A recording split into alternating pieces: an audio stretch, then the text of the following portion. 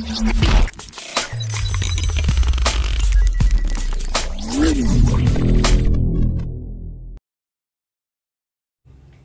assalamualaikum warahmatullahi wabarakatuh. Berjumpa dengan saya Muhammad Hanif Tias Mahendra, mahasiswa Bimbingan dan Konseling Fakultas Keguruan dan Ilmu Pendidikan Universitas Pancasakti Tegal. Semoga teman-teman semua yang menonton video ini dalam keadaan sehat walafiat. Adapun yang sakit, semoga penyakitnya sembuh dengan izin Allah Subhanahu wa taala dan diberikan kesehatan. Kita sekarang masih berada di situasi memerangi COVID-19. Maka dari itu kita dianjurkan untuk tetap di rumah sebagai salah satu bentuk melawan COVID-19. Seperti saya ini, saya work from home dan belajar dari rumah dan bekerja dari rumah. Nah, saya sekarang di sini akan menjelaskan tentang karir, khususnya pemilihan karir. Nah, karir ini dapat didefinisikan sebagai rangkaian dari posisi pekerjaan atau jabatan seseorang dimulai dari sebelum kerja atau prakerja, setelah bekerja, dan pensiun. Jadi karir merupakan kebutuhan yang harus terus ditumbuhkan dalam diri seseorang sehingga mampu mendorong kemauan kerjanya. Pengembangan karir harus dilakukan melalui penumbuhan kebutuhan karir tenaga kerja, menciptakan kondisi dan kesempatan pengembangan karir, serta melakukan penyesuaian antara keduanya melalui berbagai mutasi personal. Dalam pengambilan keputusan karir ini terdapat beberapa hal yang harus dipertimbangkan oleh kita ya. Nah, salah satunya strategi. Strategi apa yang tepat dalam menentukan tujuan karir dan apa yang ingin kalian lakukan dalam bekerja. Hal tersebut tentu menjadi permasalahan bagi kita, bagaimana mendapatkan strategi yang tepat untuk menentukan karirnya. Nah, untuk membantu teman-teman dalam memilih karir, saya akan menjelaskan salah satu teori karir, yaitu Social Cognitive Career atau SCCT, Social Cognitive Career Theory. Nah, sebelumnya apa sih itu SCCT? Apa sih itu teori Social Cognitive Career? Nah, SCCT ini adalah salah satu teori yang menjelaskan proses pengambilan keputusan karir. Bagaimana bentuk lingkungan mempengaruhi pengambilan keputusan karir seorang individu, khususnya kepercayaan orang tentang kemampuan kita, harapan tentang pilihan hidup, dan tujuan akhir terhadap pilihannya.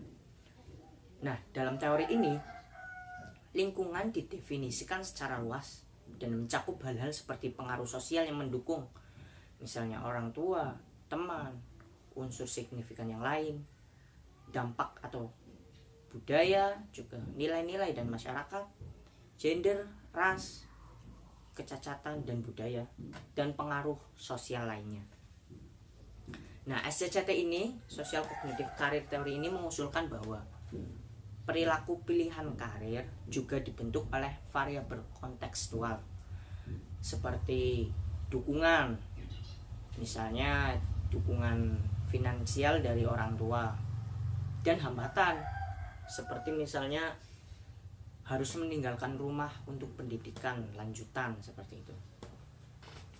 Kemudian SCCT ini mengemukakan bahwa interaksi orang dengan lingkungan membentuk pengalaman belajar yang mempengaruhi kepercayaan diri kita terhadap kemampuan seseorang untuk melakukan tugas dan kegiatan yang terkait dengan karir, dan jenis hasil yang diharapkan sebagai konsekuensi dari karir yang diberikan. SCCT ini menegaskan bahwa bagaimana minat karir dan akademis dewasa. SCCT ini menegaskan bahwa minat karir terkait karir, tujuan, dan pilihan berkembang dari keyakinan. Nah, SCCT ini meneliti bagaimana minat karir dan akademis dewasa, bagaimana pilihan karir dikembangkan, dan bagaimana pilihan ini berubah menjadi tindakan.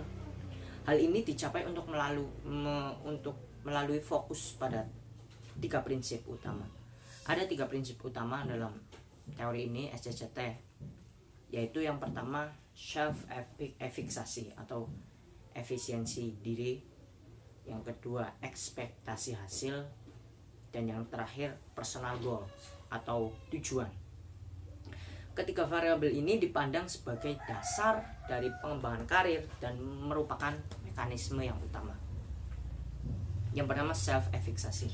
Self efficacy ini mengacu pada keyakinan masyarakat tentang kemampuan kita untuk mengatur dan mengeksekusi program tindakan yang diperlukan untuk mencapai performa dalam bekerja. Pada tampilan SCCT ini, self efficacy bukanlah kesatuan tetap atau konteks sifat. Sebaliknya, melibatkan satu set dinamis keyakinan diri yang spesifik untuk domain kinerja tertentu dan yang berinteraksi dengan orang lain. Nah, self efficacy ini diperoleh dan dimodifikasi melalui 4 sumber utama atau pengalaman belajar atau jenis. Yang pertama adalah prestasi kerja pribadi, pembelajaran. Yang ketiga persuasi sosial, dan yang keempat fisiologi dan afektif. Untuk yang kedua ekspektasi hasil. Ekspektasi hasil ini adalah keyakinan pribadi tentang konsekuensi atau hasil dari melakukan perilaku tertentu. Sedangkan keyakinan self prihatin dengan seseorang. Nah, perbedaannya ini kalau self efficacy ini misalnya dapatkah saya lakukan ini? Nah, untuk ekspektasi hasilnya kita membayangkan melakukan perbuatan itu, seperti jika saya melakukan ini apa yang akan terjadi, seperti itu. Harapan hasil meliputi beberapa jenis keyakinan tentang respon hasil, seperti keyakinan tentang penguatan, konsekuensi diri, dan hasil yang diperoleh dari proses melakukan kegiatan tertentu. Yang terakhir adalah personal goals atau tujuan. Personal goals ini dapat didefinisikan sebagai tekad untuk terlibat dalam kegiatan atau mempengaruhi hasil masa depan tertentu. Dengan menetapkan tujuan pribadi kita harus menetapkan tujuan kita. Orang membantu untuk mengatur buku dan mempertahankan perilaku mereka, bahkan melalui interval terlalu panjang tanpa penguat ekstern. Nah, sekian dari saya. Semoga penjelasan saya ini dapat membantu teman-teman untuk menentukan karir teman-teman semuanya. Terakhir dari saya, jangan lupa tetap di rumah, stay at home. Kalau tidak ada kepentingan, tetap di rumah. Dan ingat, jangan lelah untuk belajar, jangan lelah untuk terus belajar. Terima kasih. Wassalamualaikum warahmatullahi wabarakatuh.